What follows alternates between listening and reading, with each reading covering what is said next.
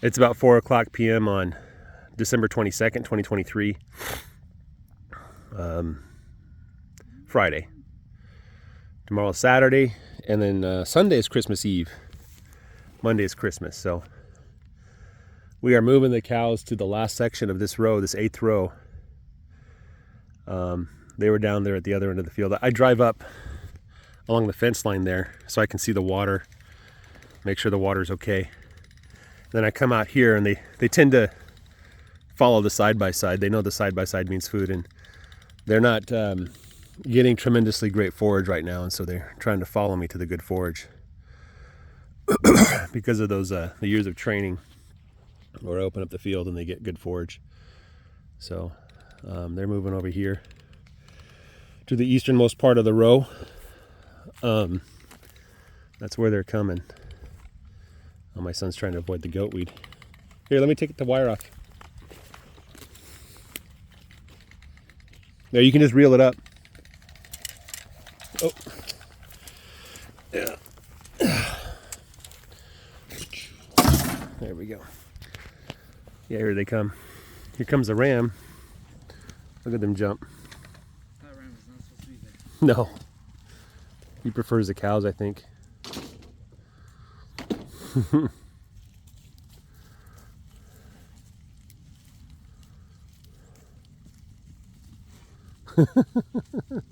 Was that number 10?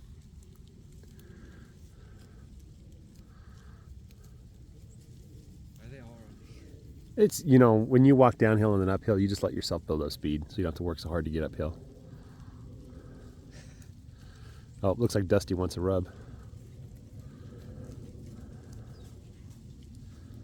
Somebody mentioned my Anguses are doing really, really well on grazing. They look like they're doing better than the other ones. Yeah, that's true. The other ones, they just don't get fat. They do just fine, but they don't put on a lot of weight. I think the guy I bought them from, he says you can feed them if you want. They won't get fat, you know. Not sure why that is. It's just they don't do it. You know, the Angus are more prone to get fat than the Piney Woods are. But yeah, my Angus are doing pretty well. I'm pretty happy with the results.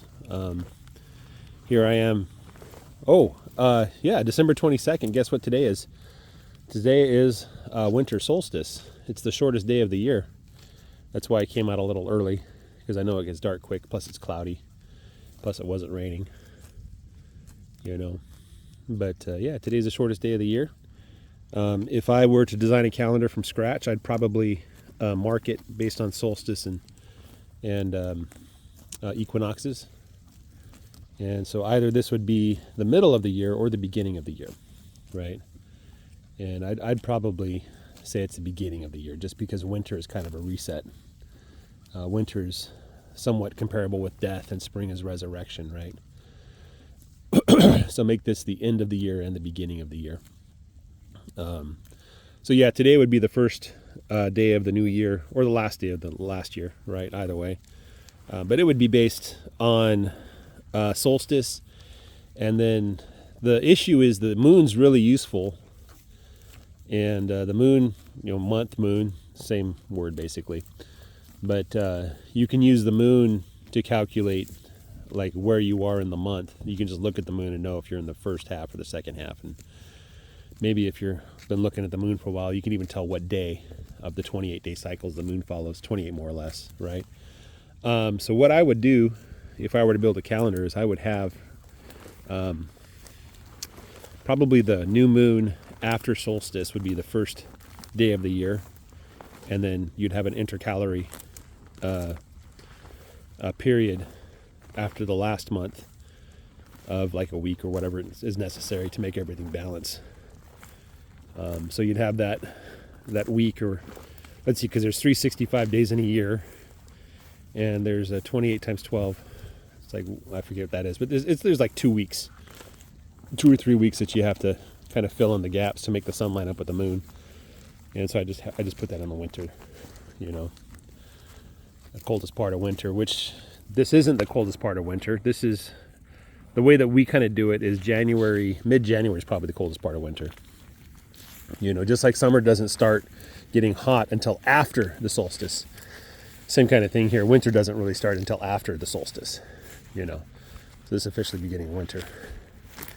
Anyway, that's kind of I haven't really put a lot of thought into it. I'm not proposing it, but that's one feature I'd probably have, is that it would line up with the sun. So if you woke up from a coma, you can look at the sun and probably figure out what day of year it is. You know. Anyway, that's neither here nor there. Yeah, a commentator said that the Angus are doing pretty good. The other ones don't look like they're doing so good. Yeah, that's true. That's true. The other ones, if they breed with themselves, the meat is not good. My neighbor said he tried feeding with steer and it wasn't good. So he said those other ones, they're pretty to look at, but they don't really make good meat. The one reason why I haven't gotten rid of them, well, the one reason I kept them is because I think they're good to learn on. They're very, very tolerant of my stupidity. So, but the other reason is I want to get some of their genes into my stock. If I were to build a breed, I would put some of their genes in there. The reason why is these are very well adapted to this climate. They also have a smaller size, you know. So probably the breed that I would use would be majority Angus, like the South Pole is. Majority Angus with some other things mixed in. So maybe what I'll do is I'll see what kind of calves I get next year. No, the year after next, in 2025. Those calves should be coming from Blues Bull calf, right? And so I'll see what I get out of that. And if it's pleasing to me, then I'll probably keep doing that. But what I'll probably do is bring in a South Pole bull at some time. Unless, you know, it just happens to be a booming success. Greg Judy did mention that he had a hard time getting it to work until he got the right cows. You can't really make rotational grazing work with the wrong cows. And so he said that it wasn't really until he got South Poles that he was able to make the formula work well. Okay? So he knows more about this than I do, so I kind of have to defer to him. So I definitely think that at some point I want to get the South Pole genes in here.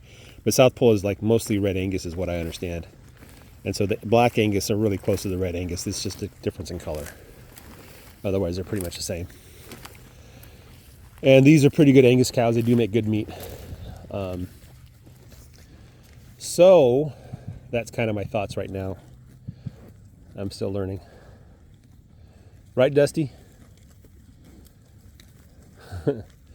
My son was asked me, he says, like, what are you going to do next year if you get a bunch of goat weed? I said, well, what would you do? And he's like, okay, I haven't thought about that, you know. And I said, well, what am I doing? What am I even doing with this cattle? Why do I move them every day? You know, what's my thought process? He's like, well, I don't know. It's supposed to make the grass grow or something, right? Yeah. And how does grass grow?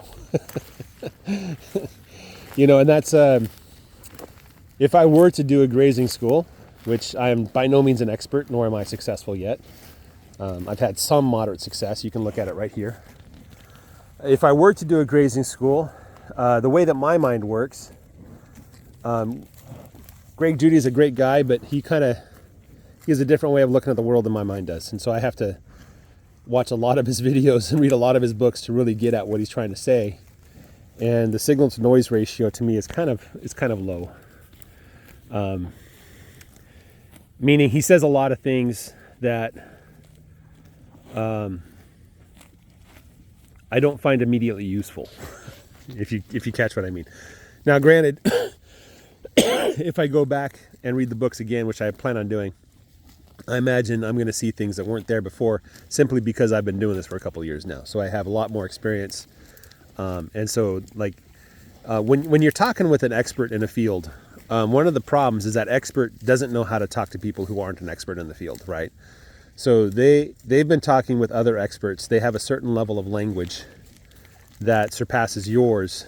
And the things that they care about are not necessarily things you need to care about, because they've been doing this for a while. It's 24. Good old lady.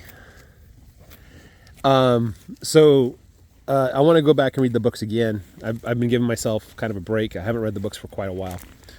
But I'm going to go back and read his books again and see what else I can glean from there.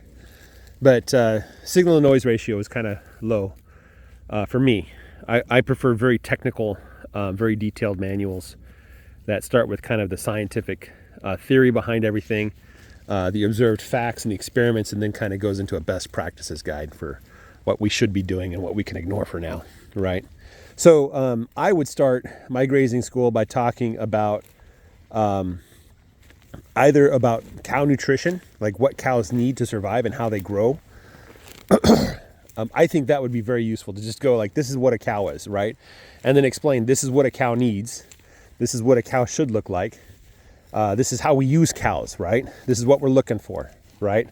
And kind of set the parameters for success, you know? And so one of the first lessons would be, how do you tell if a cow is fat or skinny, and why is that important, right?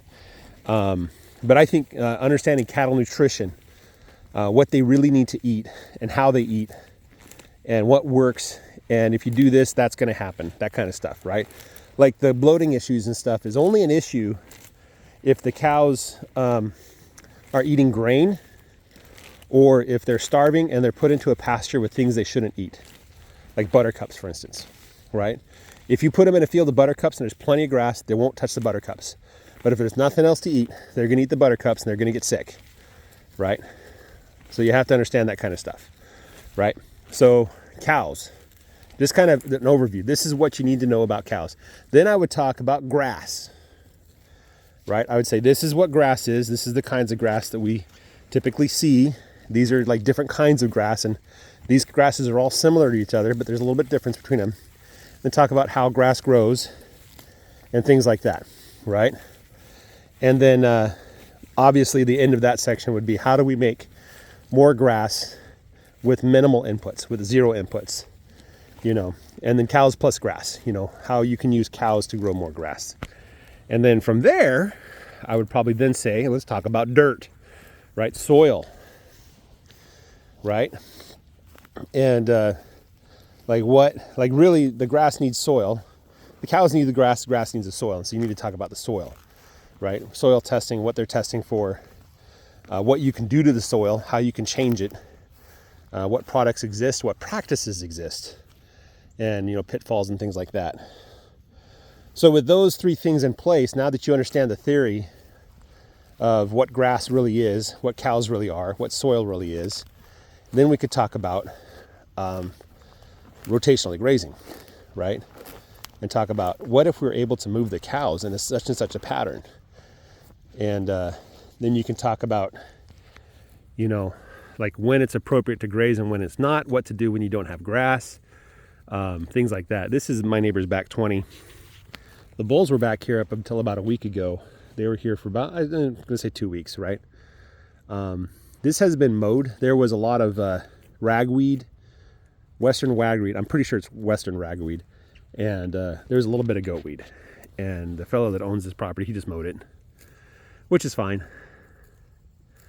There's something in the middle of that field that probably doesn't belong. Maybe some kind of garbage, or maybe a dead animal or something. Let me just zoom in on it and see if I can. The camera won't show it better than I can. You see that? What is it? Oh well, I might check it out. But you know, what the technique is and what the graziers are looking at, right? What they care about, what's important. From there, you basically have probably getting hay, selling your cows, buying and selling your cows, veterinary stuff that you might have to do, you know, probably questions like how to bulls versus AI, artificial insemination, not artificial intelligence, and things like that. And then with those things in place, that should pretty much cover what you need to know. Also running a business, buying land, that kind of stuff, you know. Anyway, that's kind of what I would do. And the reason why I know I'm not an expert in this field is because I do not have answers for like 90% of that stuff. I can't tell you very much about grass. I can't tell you very much about soil. I can't tell you very much about cows. And I can't tell you very much about how to graze, right? I'm learning. And that's why I have those longhorns or piney woods or whatever they are. And I think I'm having some success, right? If I ever have great success, if I can get my field to be 4 feet thick in grass for 11 months out of the year, then I'll think I'll have the right to make a video series or a book and to teach seminars, you know. But as it is, I'm just having moderate success right now, and I really don't know what I'm doing. So I do appreciate people commenting and making suggestions and everything, and I have a lot of homework. I love studying it, you know, but it's a lot of work. So what a beautiful day we had today. A little bit of rain, not much to report. Have a great day, everybody. Take care and bye-bye.